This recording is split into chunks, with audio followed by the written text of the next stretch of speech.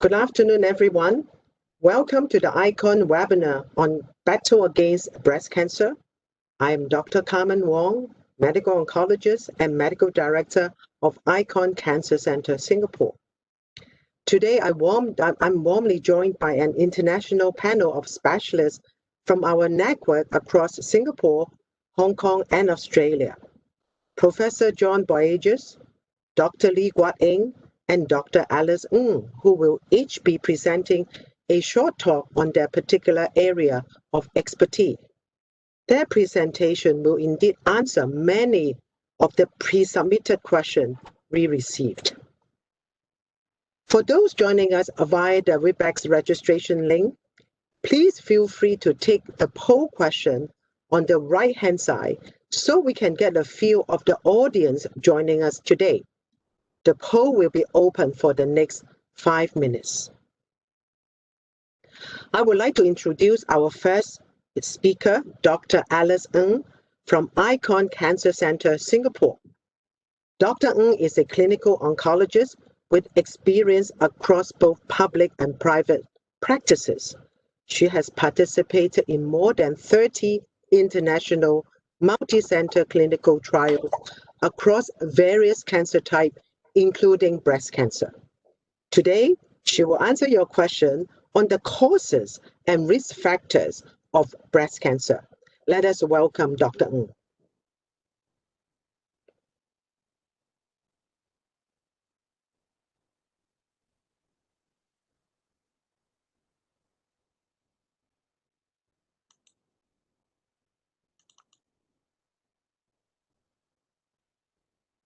So hi everyone. So it is my honor to participate in this international webinar, and I'm very happy to share my experience and knowledge to different parts of the world. So today I'm going to talk about the risk factor of breast cancer, the genetic mutations that increase breast cancer, ways to prevent breast cancer, and I will also talk a little bit about what to look for during your self-breast examination. So many of you may have asked the following questions. No one in my family has breast cancer. Why me to have breast cancer and what caused it? But actually, only 10% of breast cancer has known family history, and only 50% of the newly diagnosed breast cancer patients have explained known risk factors. So what is the actual cause of breast cancer? Sorry, the cause of breast cancer is not fully understood yet, but we know the risk factors. I have grouped the risk factor into 3 columns. On the left is a not modifiable risk factor. On the right, it is some modifiable risk factor. And in the middle is something in between. So the non-modifiable risk factor include menses start at an early age, a late menopause, first live birth older than 35-year-old, or haven't given birth to any children. And all these factors, with all these factors, the woman had a longer exposure to estrogen. And we know that old age, that is increasing age, have an increasing risk of breast cancer. So is there anything that we can control? Actually, alcohol intake is associated with increased risk of breast cancer, which is modifiable. And however, the low level of alcohol intake as well as a high level of alcohol intake, both associated with increased risk. Low level is defined as less than 1 drink per day, and high level is defined as more than 3 drinks per day. And we know that the more we drink, the higher the risk. So another modifiable risk factor is overweight and increased body fat. And we know that the fat cells actually is one of the factories to produce estrogen in our body. So increased number of fat cells increase the amount of estrogen. And also external absorption, external source of estrogen also increase the breast cancer. So combined oral contraceptive pills, that is a combined estrogen and progesterone contraceptive pill with long-term use longer than 3 years is associated with increased risk. However, shorter period of use will not have an increased risk of breast cancer. And there are some studies suggest that night shift work may increase the risk of breast cancer, though this is not very conclusive. So there are some factors in between. That is, the presence of these factors we cannot control. However, once these factors appear, that we can aware of the increased risk of breast cancer and increase the surveillance, and sometimes we may offer risk-reducing therapy. And these factors include some proliferative breast lesions, thoracic radiation before the age of 30, personal history of ductal carcinoma in situ or breast cancer, and family history of breast cancer or particular gene mutations. And for patients who have a personal history of breast cancer, actually the general risk of contralateral, that is an affected breast, to have another breast cancer is about 4%. However, this level will rise up if one have a family history of breast cancer or a particular gene like the BRCA gene, and the contralateral breast of having another breast cancer may be as high as 10 to 25%. So, are there any protective factors for breast cancer? Yes. Breastfeeding is a well-known protective factor. And another one is active physical exercise. Not only physical exercise will decrease the weight of a patient, it also decreases the risk of breast cancer by modifying the hormonal changes. And in breast cancer survivor, actually regular exercise and also maintaining a healthy body weight will increase the survival too. So one would think that soya, which contains something that have a similar structure to the estrogen, the human estrogen, may cause an increased risk of breast cancer. However, several studies have shown that suggest that actually soy have a protective effect on breast cancer. Though this is not conclusive, at least that we know that soy product is safe to take. And many people may ask, is the benign breast lesion, if they live long enough in the breast, will they turn into malignancy? So the answer is mostly it does not. So let me talk a little bit about the benign breast lesion. It divided into non-proliferative one and proliferative one. For breast cysts is under the non-proliferative category, and they do not associate with increased risk of breast cancer. How about fibroadenoma? Mostly, they do not have associated increased risk, but sometimes, like a complex fibroadenoma, may associate with a small increased risk of breast cancer. And for diffuse papillomatosis, the cancer risk is not well established. However, some retrospective studies did show that there is some maybe increased risk of breast cancer, and will suggest more frequent surveillance for these individuals. And about atypical hyperplasia, this lesion is associated with a 4 to 7 times increased risk of breast cancer compared with the general population. So for these individuals, we'll suggest more frequent surveillance, may consider risk-reducing therapy, and we will advise appropriate lifestyle changes. So let's talk about some gene mutations that increase risk of breast cancer. And the most famous one must be the BRCA1 and BRCA2. Actually, there are various genes that have an increased risk too. So you may ask, what people should check for these cancer susceptibility genes? So any blood relative with the aforementioned cancer susceptibility genes should check. And for those who have personal breast cancer history, who are diagnosed under the age of 45 or diagnosed at the age of 46 to 50-year-old with a second breast cancer at any age, or with one or more close relative with breast cancer, ovarian, pancreatic, or prostate cancer at any age should check. And those with triple negative breast cancer diagnosed younger than 60 years old, on those who have 3 or more total diagnosis of breast cancer in close blood relative should check. So Why do we need to know that one is a BRCA1 or BRCA2 mutation carrier? Because this carrier has an increased risk of breast, ovary, pancreas, skin cancer, and in male is increased risk of prostate cancer.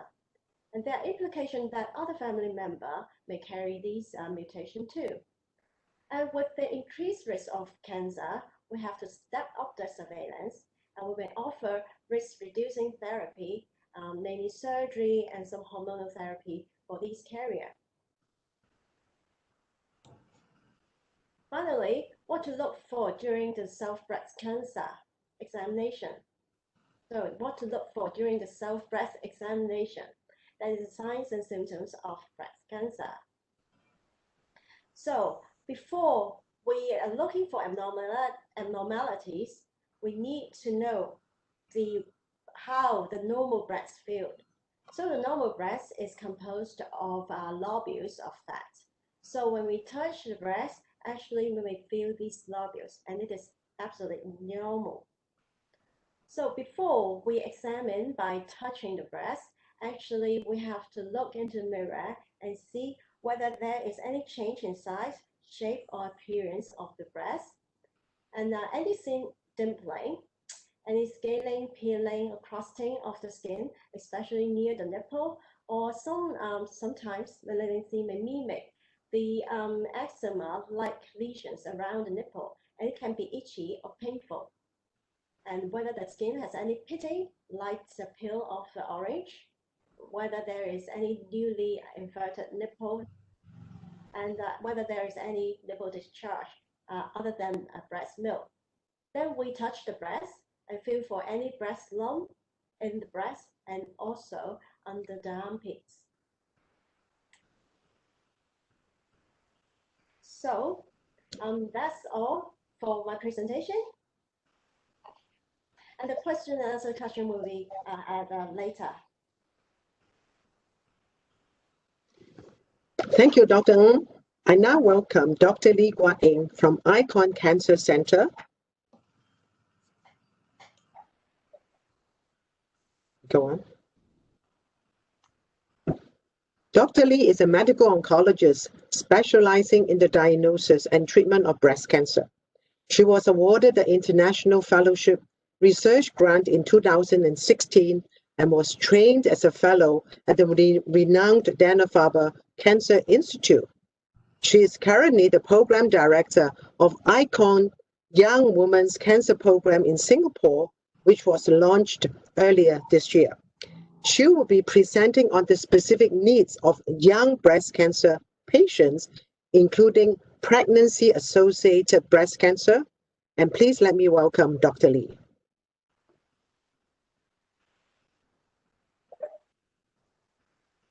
Thank you, Carmen, and thank you everyone for joining us, taking off the precious time on a Saturday afternoon to join us. So with that, I will share my content.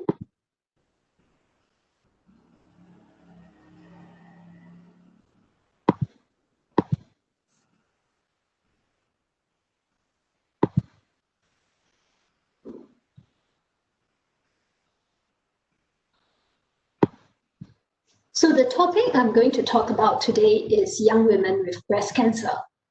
You all may ask, okay, sorry, just some issue here, give me some time.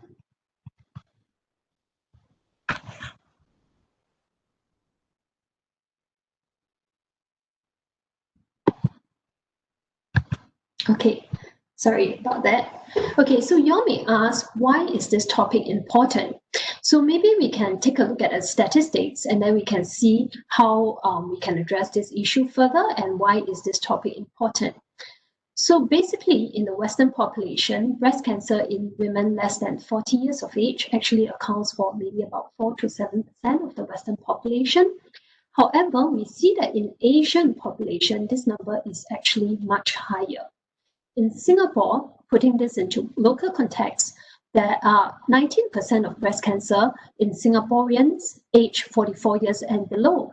So when we compare this with the Western population, this number is actually much higher. The general treatment principles actually do not differ from that of the older women, but we must give consideration because these young women usually face numerous psychosocial issues. So let's take a look at the psychosocial considerations that we must bear in mind. So because they're young, they could be starting their career, they could be at the peak of their career, or they could be juggling young families and juggling between work and young family. And because they are at a different point in life compared to their peers, they may also face a lot of peer pressures, especially in the form of body image and self-image issues. And they could also have problems with their sexuality, fertility, and relationship issues. And all this in turn will affect their adherence to treatment as well as their compliance issues, especially to hormonal treatment. Last but not least, they also have to consider whether this could be part of a hereditary disease syndrome, and they need to bear worry and thoughts for their siblings and other family members.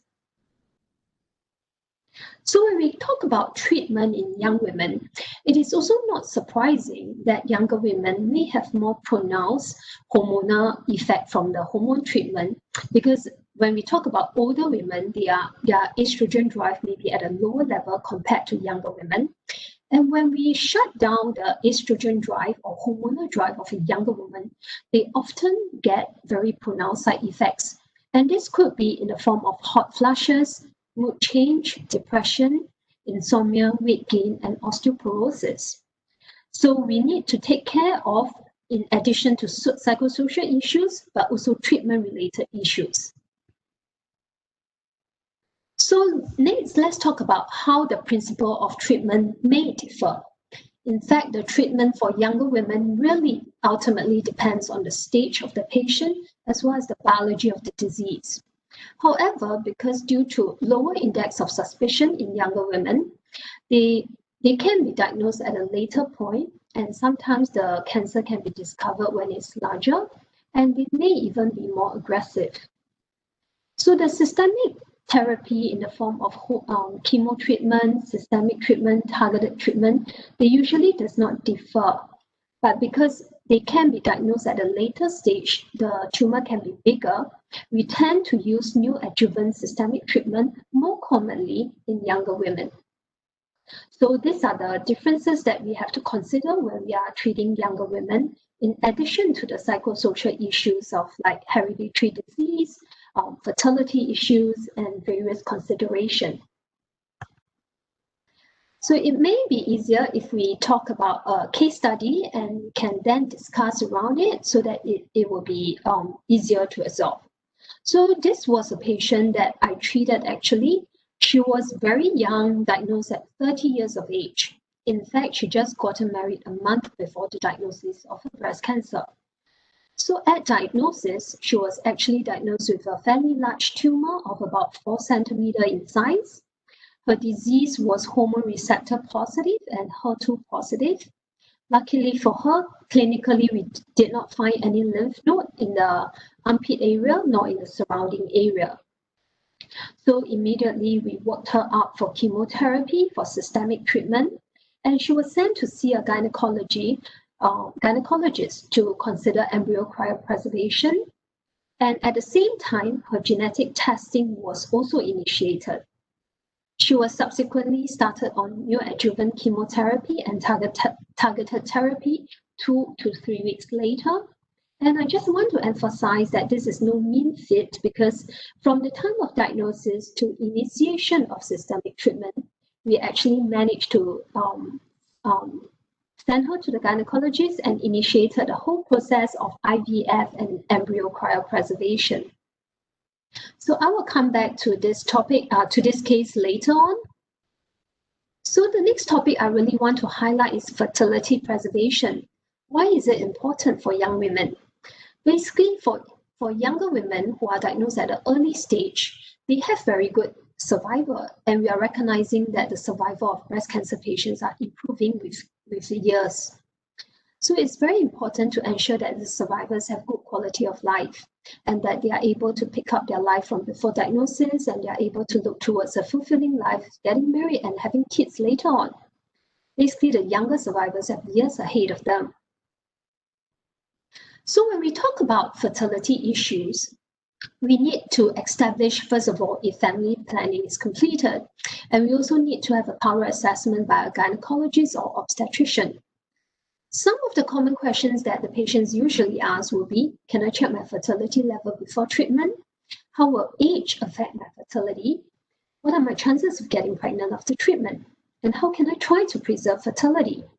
So these are all very pertinent questions, especially when they are faced with a cancer diagnosis and the future is uncertain and they may not have completed their family yet. So next we will talk a little bit about fertility 101. So the background knowledge is that women are born with a fixed number of eggs, and this number really declines through life. The quality of the egg also decreases with increasing age. And by the time menopause sets in, about 30 years of age, the ovaries will stop releasing egg. So what is the likelihood of subfertility? It really depends on the type of chemotherapeutic drugs that we use, the dose given, the current age of diagnosis, and what was the fertility level before treatment. And by this, I need to highlight that the fertility level for different women may be different, even if they are of the same age. So we really need to consider fertility treatment before systemic treatment for breast cancer. And it is time critical because we need to quickly initiate systemic treatment. Hence, fertility treatment needs to be initiated as soon as possible, not unlike what we see in the case study just now. The various forms of fertility preservation will include oocyte preservation, embryo preservation, and also ovarian tissue cryopreservation. In Singapore, embryo cryopreservation is only allowed for couples who are legally married. Next, we talk a little bit about genetic counseling for hereditary breast cancer. So on top of diagnosis of cancer, the younger women usually have to think about this issue also because they are diagnosed at an earlier age. So there is indeed a possibility of BRCA1 or 2 mutation. And the patient usually need to have multiple sessions, they need to go for genetic counseling. They need to understand in the pre-test counseling, the pros and the cons of genetic testing. Subsequent to that, they need to make a decision for testing. Following that, they also need to make time for post-test counseling. And then if the test is indeed positive, they need to have a thorough discussion with the oncologist with regards to risk reduction surgery. So this cartoon really depicts that it is not an easy task. Usually it spans over a few consults and patients will really need time to sit down to make a proper decision. So coming back to the case, at the time of surgery, her genetic testing results came back positive for BRCA1 carrier. And actually the result was timely because she was scheduled for surgery for removal of the primary breast cancer. And because of the BRCA1 positivity, she actually underwent a double mastectomy and she also had immediate reconstruction. She completed her subsequent adjuvant treatment with the targeted therapy, and she also completed 5 years of a hormonal treatment. At 35 years of age, she desired pregnancy, and very luckily, she underwent embryo cryopreservation and successfully gave birth. Following that, because of her BRCA1 positivity, we also broached on the subject of removal of the ovaries for ovarian cancer prevention.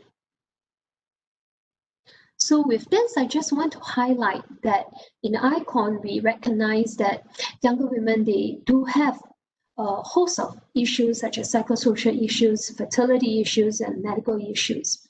And we establish a cancer program which really helps the patient by providing step-by-step, help along the way while they navigate all these issues, while at the same time, they may be very overwhelmed by the cancer diagnosis. So with this, I will end my talk and I'll pass the mic back to Karmen. Thank you, Dr. Lee.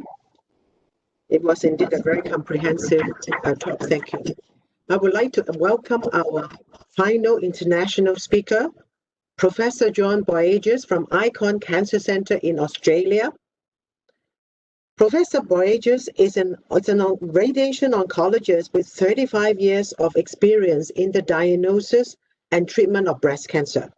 He has published over 170 clinical research articles and has authored 3 books on breast cancer. He was awarded the prestigious Order of Australia for his significant service to medicine. And please welcome Professor Boyages. Good afternoon. It's really a pleasure to be here today, and I'll just see if I can get. And thank you, Carmen. We received so many questions that Carmen kindly allocated it to all of us, and we obviously can't answer all of these. But some of the questions we received were, why radiation? I am a radiation doctor, and the bottom line is it stops the cancer coming back, it improves the chances of survival, and also helps disease that has spread. The really nice thing about working for the ICON group, the ICON Cancer Centre, is it's not only about the equipment. We've got the latest equipment, the latest planning equipment, but really it's about the caring staff who are experts in their field. And these are some of our therapists, but this includes all staff right from the first phone call through to nursing and so on. And in the last few years, our radiation treatment has become more and more precise. So we can almost paint on or sculpt radiotherapy as a type of technique. I'm using at the ICON Cancer Centre at Wahroonga and Gosford, which is called VMAT, where we can precisely give the radiotherapy. And this red bit here is where the cancer started. At the same time, we can give a bit more there every day. As someone asked about skin changes, there are a multitude of skin therapies that our nurses and therapists can recommend. I've got my own favourites, Mugu, aloe vera, and people use sorbolene and Cetaphil and so on. But this patient in the middle is probably in a 5-week course of treatment, about 4 weeks in. And these are patients, this patient on the left is about 8 years later. You can see her skin's a little bit pigmented. She's gained some weight and put on weight on the other side. And in fact, she wanted me to give radiotherapy to the other side. And I said, no, let's talk about a breast reduction on that side. And occasionally you may see these little red marks, and that's called telangiectasia, which is harmless. The other question which we're asked are really about weight, and weight is a problem. And certainly this is a study that I've published this year, where we did a survey of patients right across the country with the Breast Cancer Network Australia and the group at the University of Western Sydney. And we found that the proportion of women who were overweight or obese, and that is a BMI over 25, increased from just under 50% at diagnosis to nearly 2/3 at the time of the survey. And the average weight gain was in fact 9 kilograms. And this is really a big issue. The causes are multifactorial. Perhaps we can talk about that in discussion.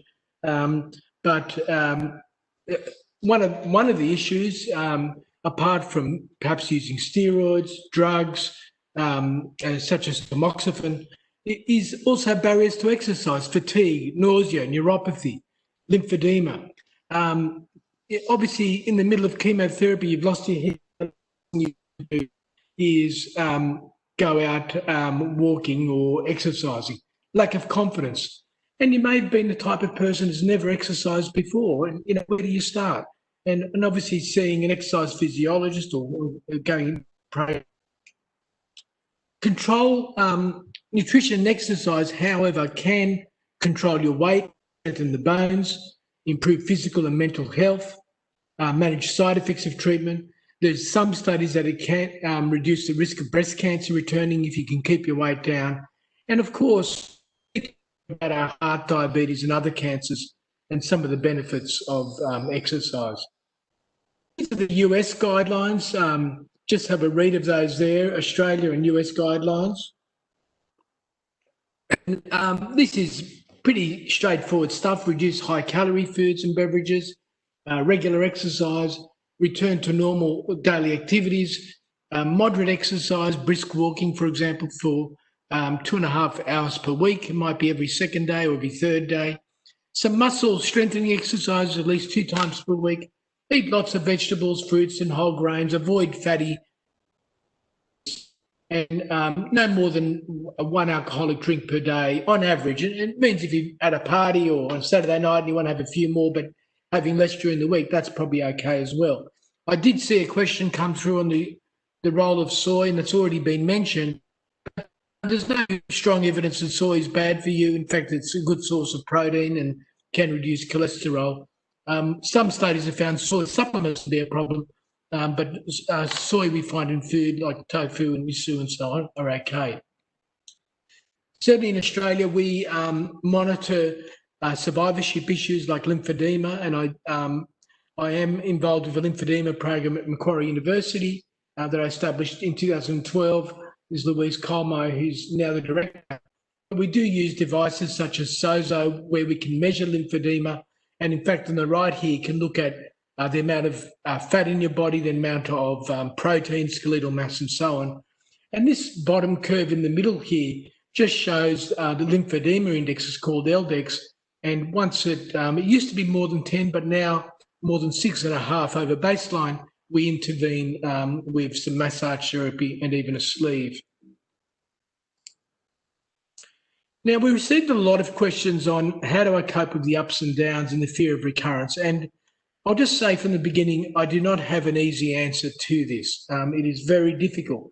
Walking back to your doctor's appointment might bring back some bad feelings or something somebody says. What happens, and I think you all remember the day of your diagnosis, under enormous stress, distress goes up, and then it slowly comes down and goes up and down during your treatment.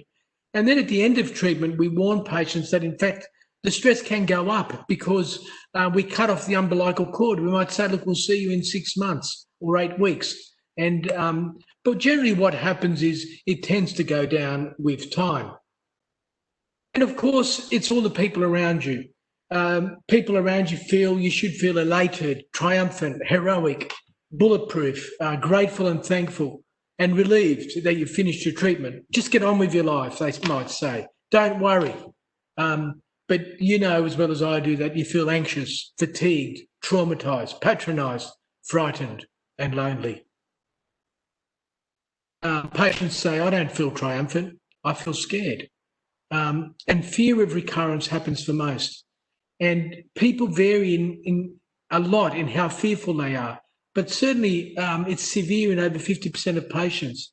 And the intensity varies depending on personal treatment. So you need to find out what is your new normal. This was last month, the first socially distant outdoor concert. We have had to change our lives with COVID. What is my new normal? How am I coping with my treatment to my breast? Have I lost my breast? What is the relationship with my partner like? This study from Australia found that women who had breast conservation, 35% felt different and negative about their body image, but their partner was only 6%. After a mastectomy, of course, it was a lot higher, 60%, but their partner only 20%. And after reconstruction, mastectomy and reconstruction, nearly 60%, their partner 13%. So your partner may may not be as negative as you think they might be. So you need to balance the seesaw of life. And of course, there are financial challenges after treatment, self-esteem, impact on work. Do my colleagues at work look at me differently? Weight we've talked about, fears of recurrent, hot flushes, relationship problems. And, perhaps in the pre-COVID world and the post-COVID world, and I'm sure that'll come, we need to think of the positive things.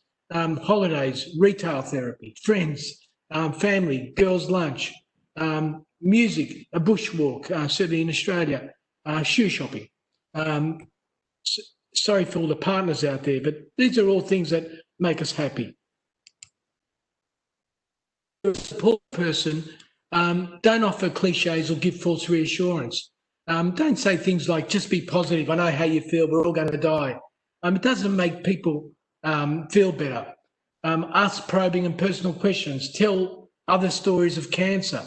Make blunt observations. Oh, you've gained weight or you've lost weight. Draw comparisons with others and how they cope. It's really not helpful.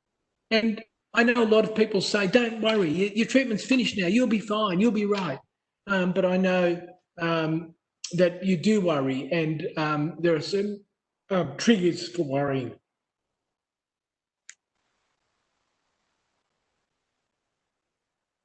And I think take some control with others. If somebody starts telling you a horror story, just say, look, I want to stop you right there. Let's talk about stories with happy endings. A conversation that is too confronting. You don't owe people. Maybe say something like, look, it means a lot to me that you're thinking of me. But let me hear about your life as well. But sometimes you do need professional help.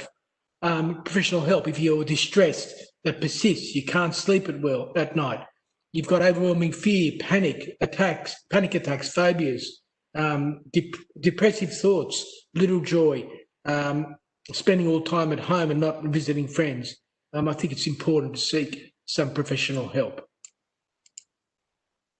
There are a lot of support organisations out there, certainly in Australia, Breast Cancer Network Australia, the McGrath Foundation, and there's a lot of things that I won't read out here. Pardon me. But certainly down the bottom, mindfulness can work. And there's certainly some apps now, Calm, Muse, Headspace, which can all help calm the overactive brain. I've nearly finished, but I did read this once, and I have no idea where I read it. But I remember reading this book, and it said we all trap our emotions. We hold on to grudges, or we might hold on to past hurts. It might be somebody that stopped talking to you during your treatment. It might be having an issue with a family member or work colleague 100 years ago. I think it's important to let these birds out, open up the bird cages and let them all out. And now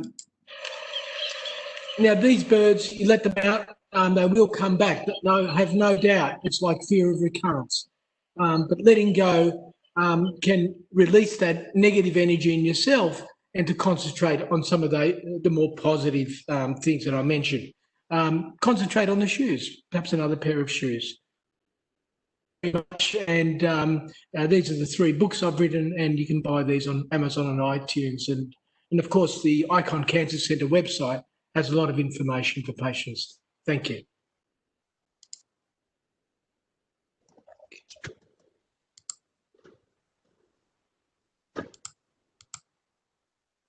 Thank you, Professor Boyages. This concludes the 3 presentations.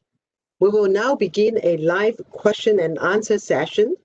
If you are attending through the Webex session, please submit your question to all the panelists via the Q&A session found on the right-hand side of your screen. If you are using us on Facebook, please send your answers in the comments.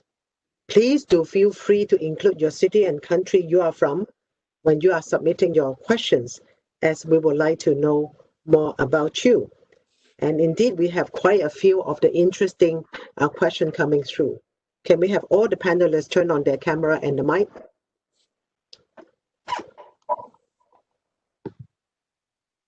Okay, our first question is a very important question, and I believe that Dr. Lee will be the best person to answer this. And the question is that, is it safe for a young woman to take a break from hormonal therapy for treatment of her estrogen receptor positive breast cancer and then have a baby? And this particular participant wants to know, is the positive trial having any result as yet? And I believe that Dr. Lee will be answering this question. Okay, so this is indeed a very good question. So what we have data now for whether it's safe for young women to take a break from hormonal therapy to have a baby.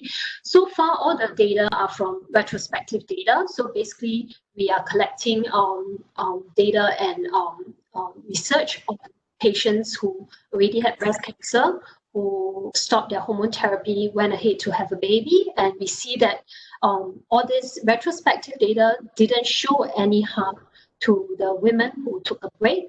In fact, for some women, there seems to be a healthy mother effect where women who actually gave birth after a breast cancer diagnosis seem to do better.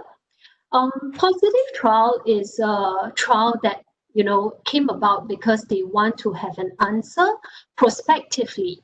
So the patients were enrolled and then they were on the trial.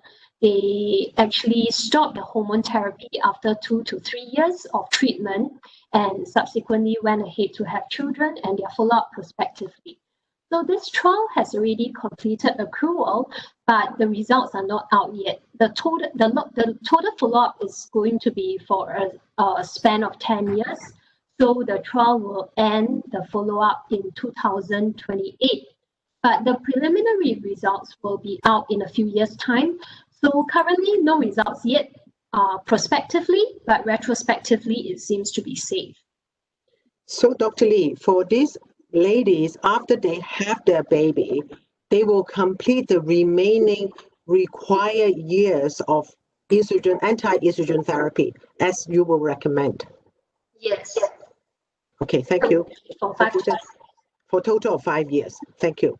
The second question has been briefly answered by Dr. Eng, but we will reinforce again because it's a very commonly asked question, is soya, especially eaten in the Asian way, safe for patients with breast cancer? Dr. Eng, can you reinforce this question?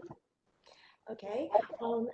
Actually, there is no formal studies that show that soy is bad for breast cancer patient or this will increase the breast cancer risk.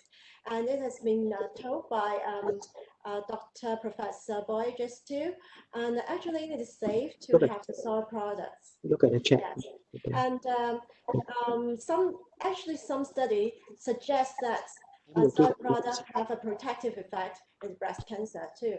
So actually, and at this point, there is not definite that the soy is good, or I would say that it is neutral, and it is definitely not bad with the evidence having so far. Thank you, Dr. Eng. We are carrying on with the food trail. The next question, I think we have been asked many times, is that after breast cancer, is it safe to take red meat? And I believe that John is living from a land with a lot of meat. Maybe we'll let John answer this question. Look, I tell my patients to everything in moderation is okay. And certainly low-fat meat is what's recommended. It doesn't, meat hasn't been linked to increased recurrence rates. I think that's one of the questions is said. But really a mixture of meat, vegetables, fruit is very important. So I think what I struggle with is some patients who they not only have changed their, they've had breast cancer, they may have been psychologically affected, physically affected, and then all of a sudden they're eating this totally new diet that they found on the internet, which is based on very little evidence. Certainly, I think everything in moderation, alcohol in moderation, exercise, and dare I say, a little bit of chocolate on a Friday or Saturday night is probably okay as well. Well, I love the answer of John, and I believe that everyone else too. And to add on to the extension of the next question, is there any vitamin and supplement that can help a breast cancer patient after diagnosis, and especially pertaining to the issue of sleep? I believe that the lack of sleep or hard to fall into sleep or lack of sleep are very important. Do we know there's any supplement that will help pertaining to the sleep issue, if at all? And who would like to take this question? Maybe John again. You are the guru of supplement. Well, look, I think the really tricky thing is when you're suffering from a lack of sleep, it's really important to talk to somebody about this because there are many causes. It might be that you're very anxious and distressed. any treatment after that? It could be one of the drugs you're taking. The aromatase inhibitors are notorious to cause wakefulness. It may be that you're using too many screens. It may be that you're drinking too much coffee or tea even. So I think all these things need to be worked through and to try different strategies. And then in terms of vitamins, look, I know some people look at melatonin and things like that, but I would use that as a last resort. And but some chamomile tea. I certainly believe in vitamin D. It has been links between vitamin D and low vitamin D and breast cancer. So always make sure you get check your vitamin D. We do that in Australia, or even promote some sun exposure. In terms of multivitamins, a lot of my patients take vitamins, and I'm sure it's definitely my Asian patients take a lot of vitamins. And I don't try and stop them from doing that, but I'd be interested in what Alice and Guek Eng think as well. Okay, thanks, John. Now, this question will be addressed to Dr. Lee, and that's a question talking about among patients who are BRCA1 or 2 carrier, is there any other measure to prevent breast cancer other than a mastectomy?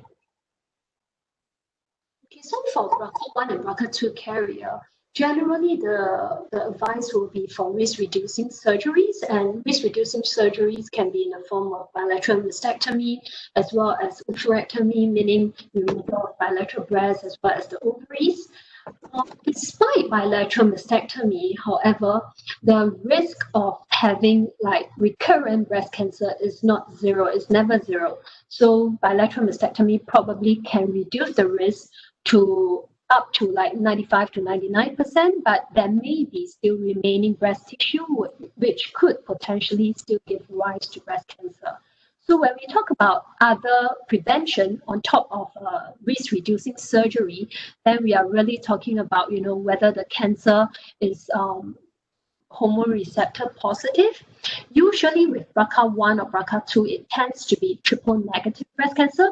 So the best form of prevention is usually surgery. But should it be hormone receptor positive, we can then add on hormonal treatment for further prevention. Okay, thank you, Dr. Lee. The next question will be addressed to Dr. Eng, and that's a question talking about a relationship between retracted nipple and breast cancer.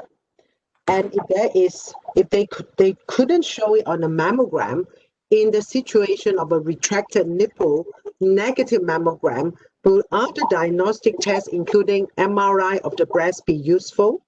Please, Dr. Eng. So actually retracted nipple is one of the signs of breast cancer, but actually having a retracted nipple does not equal to having breast cancer. So for detection, actually we have to do the physical examination and look for any mass, associated mass, and only associated mass in the breast and also in the axilla. And we have another imaging examination. And also, if it is in doubt, that we need to take out some tissue for the diagnosis. So if a mammogram did not show anything, and when we ask whether the age of a patient, the age of the individual, like a younger age with a denser breast, the lesion may not be well shown on the mammogram. So if it is clinical suspicion with associated mass, and other imagings like MRI would be suggested. So it's a couple of different suspicion, and then the MRI may be useful, but actually it have a higher chance of false positive too. So you have to leave the decision to the doctor. Yeah. Thank you, Dr. We do have a lot of questions, so please pardon us that we couldn't answer every one of them. Okay, the next question is a medical question talking about the consumption of letrozol. And Yulina asked a question that this drug is supposed to be used every day for 5 years. And then what are the side effects if one stopped before 5 years? and due to the side effect, they stop treatment. What is the impact? What are the impact? And continue the same question. If one is taking an leuprine, that means it's an ovarian suppression by medicine, and don't take aromasin, is it as good? Can one stop aromasin or any of the aromatase inhibitor if one take leuprine or LHRH agonist alone? I think both questions would be for Dr. Lee. Okay, so the studies have shown that adjuvant hormone therapy actually is important to reduce breast cancer recurrence. So, in fact, over the last few years, we have more and more data that shows that for higher risk patients, we treat with 10 years hormonal therapy rather than 5 years, and that actually helps to reduce the risk of recurrence as well as improving survival. So when we talk about stopping the hormone treatment, of course, if you are stopping it earlier, you are not going to get the full benefit. So I would advise that, for patients who probably have bad side effects from one treatment, maybe she can discuss with the oncologist with regards to whether it's possible to switch treatment. So we would advocate sticking to the treatment, maybe can discuss on switching treatment rather than stopping it. And sorry, what's the other question again? Oh, leuprine. Okay, sorry. So for leuprine is actually used for ovarian suppression, meaning for younger women who are premenopausal. So it's used to stop the menses and stop the ovaries from working. This will in turn helps to reduce the estrogen drive. And for women younger than 35 years of age, recent studies have also shown that there is actually up to a 17% improvement in disease-free survival. But on its own, we don't recommend using it on its own. We'll recommend the use of ovarian suppression with hormonal treatment. Thank you. The next question, I believe that all of you can answer, and I try to sum them together. During breast cancer treatment with chemotherapy and or radiotherapy, should they continue on exercise? And how do one manage during the exercise pertaining to the radiotherapy burn? So those are the exercise and managing radiotherapy burn. I think either John or Alice could answer the question. Maybe Alice? Okay. I think during the cancer treatment, like during the chemotherapy and radiotherapy, especially during the chemotherapy, a little bit of light exercise will help, keeping the spirit up. And however, I do not think that if too much exercise is good, because it will make the patient too tired and too exhausted. So appropriate level of exercise is okay. But during the radiotherapy, actually, there are some skin reactions. I will advise the patients to have light exercise only, not too heavy, because keeping the skin dry will decrease the side effect of the skin. And usually during exercise, you will sweat a bit, and the skin moisture will increase the skin reaction. And so I usually advise them keep the vigorous exercise after the radiotherapy treatment and after the side effect has been subsided. Okay, the next question, I think. Can I comment as well? Please, John. Look, I'm certainly less. There's some patients who come to me, for example. I had one patient who swam 3 kilometres a day in an Olympic pool, and she came to see me, and I said, "Look, we normally, people say you can't swim. In summer, certainly in Australia, I'm sure in Singapore and Hong Kong, I let my patients jump in the pool and then dab their skin dry. There's been trials of showering versus not showering.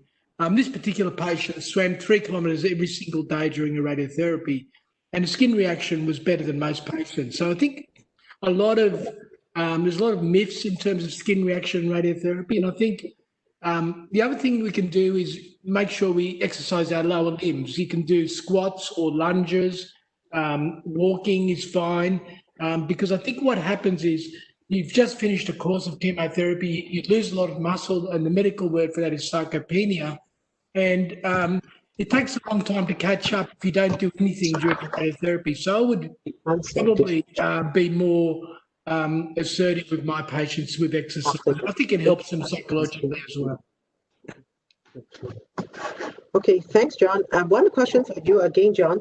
How would you recommend management of lymphedema? We know that we don't see this nowadays that often, but occasionally we will still see some. How would you recommend management? Look, as mentioned, I set up the Alert Lymphedema program at Macquarie University, and you can look up Alert at Macquarie Uni. There's a lot of information there, but it's a very big question. I think the main thing is to try and prevent it, and there are certain ways in terms of our surgery by doing less surgery, like sentinel node biopsy, and there's often radiotherapy techniques where we can reduce the risk of lymphedema. And there's a paper that's coming out that I've published in the American Society of Therapeutic Radiation Oncology meeting next month that'll look at the different surgical extent in radiotherapy. And then I think it's very important to moisturise the skin, massage the skin upwards during the treatment, and then monitor with the L-dextrosozo device or tape measure. And if there's any sign that it could be going up, look at even wearing an over-the-counter sleeve or a custom-made compression garment. There are many, many treatments for lymphedema now, including surgery that we're doing at Macquarie University, and we're getting some amazing results. Very good. The next question is an interesting question about BRCA positive.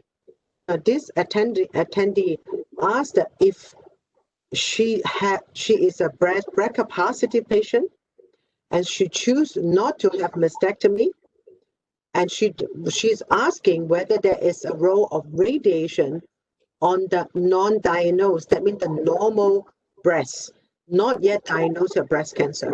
Will prophylactic radiotherapy be a role in this particular patient? Maybe I'll get John to answer this. Look, there used to be a professor at Professor John Forbes often used to say, John, why don't you irradiate the other side? Because we know radiation works. If you do a mastectomy after radiation, you can see that all the lobules have disappeared, but we don't think it's good treatment, and we wouldn't recommend that. Certainly, there is some evidence that taking some tamoxifen may be helpful, particularly if you're a BRCA2 patient, which tend to be associated with ER-positive tumours. The BRCA1 patients are a bit trickier. So I would recommend MRI scanning, regular clinical breast examination, regular mammography and ultrasound. And having a BRCA gene doesn't necessarily mean you must have a mastectomy. I've got a patient at the moment who saw me this week. She's 62 with a BRCA2 mutation. She might have 20 years left. It doesn't mean her lifetime risk is 100%. And she's decided to have radiation rather than going on having bilateral mastectomies. So the short answer is no. I don't think so. I don't think it's a good idea. Okay, now thanks, John. The next question, I believe that any one of you can answer. It's talking about do we have a study to support taking hormonal replacement therapy? And one is rendered postmenopausal after treatment of either 1 triple negative breast cancer, 2 ER positive but render ovary resection. And so in general, the question is that should hormone replacement therapy be recommended post breast cancer treatment? Maybe I get Guek Eng to answer, and then maybe Alice can share her thought. In fact, actually, there was a recent meta-analysis that was published last year that showed that hormone replacement therapy, especially if given over long periods, are associated with increased breast cancer risk. And we are talking about an odds ratio of like 1.6 to 1.1, depending on what type of hormone replacement therapy. So apparently, the combined hormone replacement therapy seems to be seems to have a higher odds ratio for causing breast cancer risk. Hence, depending on, I think it's a question that really begs a detailed discussion between the oncologist and the patient, because it really depends on, how bad is the symptom of postmenopausal symptom for the woman to really seek help with hormone replacement therapy. If we talk about like just estrogen only pills, the odds ratio is as low as like 1.1 to 1.13. So it could potentially be feasible for patients who really have very bad symptoms and who really seek out like hormone replacement therapy. But I think it really is a question that needs to be discussed. So Dr. Lee, your point is that you will discuss, you will consider, you will use not combined hormonal therapy. You use estrogen therapy alone in patients who need the treatment. Does it matter? Does it matter if they are triple negative versus ER positive disease? I think the study didn't really quite address that, but one thing to add on is that for estrogen pills only, there is an increased risk of uterine cancer. So I will only recommend it only if the patient is probably postmenopausal and had hysterectomy, even like for any reason, so that they wouldn't have to worry about it. But however, if their uterus is intact, then I will strongly consider, and they have to be informed about the risk. I might comment as well, Carmen, if that's okay. Sure, John. Yeah, in my first book, Breast Cancer Taking Control, I've got a whole chapter on this, and obviously there's a whole lot of alternative therapy approaches to look at menopausal symptoms, but occasionally we get stuck, and patients' life are misery. And there's two situations. The first one is looking at pain with intercourse, vaginal dryness, tears, and certainly I recommend some intravaginal vitamin E cream, using lubricants prior to intimacy, and even intravaginal estrogen is safe in that setting. So if it's a localized problem, we can deal with it. We're not so sure if someone's on an aromatase inhibitor, we don't particularly like giving intravaginal estrogen, but if someone's on tamoxifen, it's very safe. There are some patients with triple negative breast cancer. I had one a couple of weeks back. She was probably 15 years out, and I sent her to an endocrinologist and suggested maybe low-dose estrogen patches for a little while. Despite her being, I think, close to 70, she was still getting awful hot flushes and so on. So I think it's a matter of weighing it all up and trying to find the right solution. Sometimes it means changing the hormonal treatment. Sometimes you get less hot flushes with an aromatase inhibitor than with tamoxifen, for example, if you're postmenopausal. Thank you, John. Thank you, Dr. Eng, Dr. Lee, and Dr. Boyages. This concludes the end of our session. Thank you to everyone for joining us and sending through your questions, and they are so important. We hope you were able to gain some useful information about breast cancer. Having the right information and taking control of your cancer journey is indeed an important part of the process. We hope this event has provided you with the support and answer you need. A big thank you to our panel doctors, Professor Boyages, Dr. Lee, and Dr. Eng. It has been a pleasure talking with all of you today. A recording of today's session will be shared with registered attendees and will also be available to view on our Facebook page and website. And you would like to have more information on Icon Cancer Centers, please like us on Facebook and visit our respective country website at iconcancercenter.sg, iconcancercenter.hk, or iconcancercenter.com.au. Thank you and have a great evening. Bye-bye. Thank you. Thank you.